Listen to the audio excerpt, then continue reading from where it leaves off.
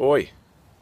So I watched two movies last night. The first one was In the Winter Dark, and man, once again, wow, another fantastic Aussie film, one that I'd never heard of before. I just picked it up because it kind of looked, fairly mysterious, and that's exactly what it is. It's this mysterious, dark sort of film that just takes its time and unfolds.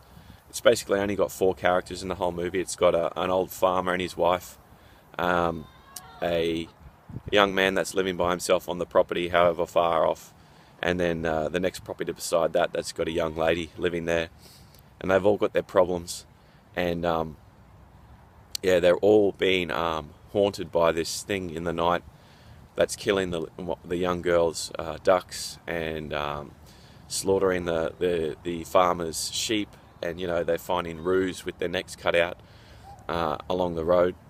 But that sort of holds the story together along as you find out more about each of the characters. And look, it's a movie you don't want to know too much about. I wouldn't go reading too much about it. But if you like dark mysteries, man, pick this up. It's fantastic, beautifully shot.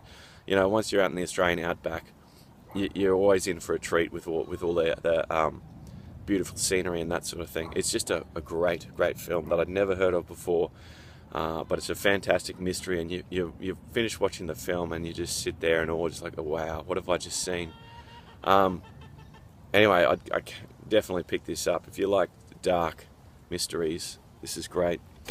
Another one I watched was And Soon the Darkness, and this is a British film, I think maybe from the 70s, late 70s I'd say, and it's a cool one.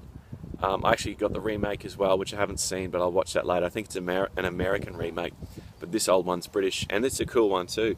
It's basically about two girls who are riding around the French countryside, and they split up at one stage, and one of them is waiting in a little town for the other one to catch up, and she never comes.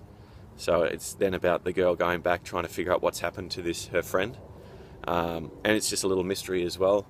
A great sort of classic thriller, and man, it's good fun. It's great. It's slow, it just plods along, but that's what I kind of like in some of these old movies.